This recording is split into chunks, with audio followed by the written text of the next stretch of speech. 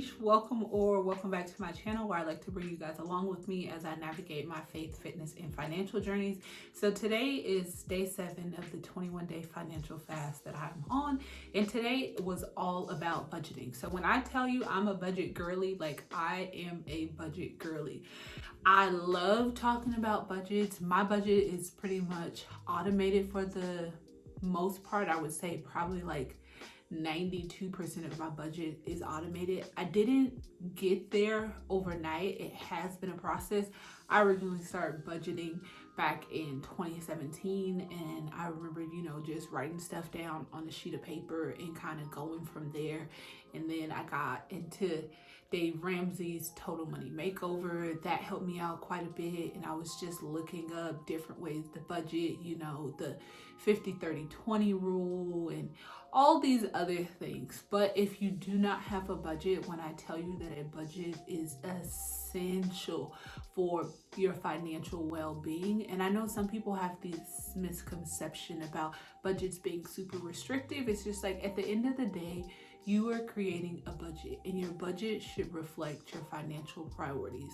So whether you're in a season of saving, whether you're in a season of paying off debt, whether you're trying to build, your retirement funds, whatever the case is, your budget should actively reflect those things. I know when I first started budgeting, it was just first just getting an understanding of how much money I was actually putting out. So I was well aware of how much money I was making. I wasn't all that aware of how much of the variable expenses that I was spending, groceries and at times gas and things like that. So I knew the standard thing, hey, my cell phone is going to be this. At that time, my rent is going to be this much.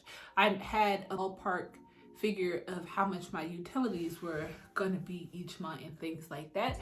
But I highly encourage you to create a budget if you don't have one, and then if you do have one, just periodically revisit. I say at least on a quarterly basis, just to make sure that things are still aligned, just to make sure that you are still spending within the categories that you set for yourself. One of my tips, if you have not already done it, I call it bill mapping, where you pretty much just put all of your bills on a calendar. You can do it on a sheet of paper and just list them in a numerical order when they're actually due. And then each month you would look at that in regards to when you get paid and kind of figure out how much money you need to spend out of each paycheck and what bills will be paid from that particular paycheck. Because I know I've come across some people where they was just like, I make enough money on a monthly basis. However, I just feel that I keep getting into these little financial binds or predicaments. And it's just yes, you make that much money. However, you may be a little bit bill heavy in the beginning of the month when you have to pay car notes and insurances and rent or mortgages and stuff like that. So it's just yes, I make that much money on a monthly basis. However, if you don't have a certain amount of reserve money already in place in your bank account, you're trying to figure out hey, where am I going to get this extra $200 from this particular paycheck to cover me on these expenses? So those are things to keep in mind. But yeah, I felt that the reading for today was great. As I said, I love reading about budgets.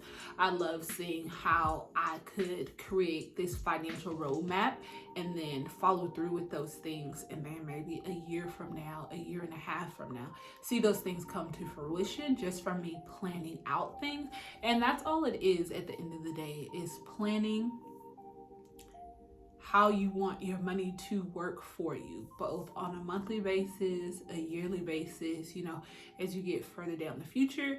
And in the beginning, it is a bit of work. I'm not gonna hold you on that. It does take a little bit of discipline to get everything in order, finding out how much money you truly do spend. And sometimes it takes about 3 or 4 months, if you're just getting started, for you to actually get on track with your budget, because sometimes you're guesstimating how much certain expenses are, and then after tracking those for about 2 months or so, you're like, oh, this is actually how much I'm spending in this category, and I thought I was spending $70 on eating out, but in actuality I'm spending about like $150 eating out each month. And then you have to come to the conclusion, is eating out that much align with where you want to be financially? So Sethi, in his book I Will Teach You to Be Rich, he talks about a conscious spending plan, which is a budget where you're putting a majority of your money on the things that you actually enjoy outside of, your necessities.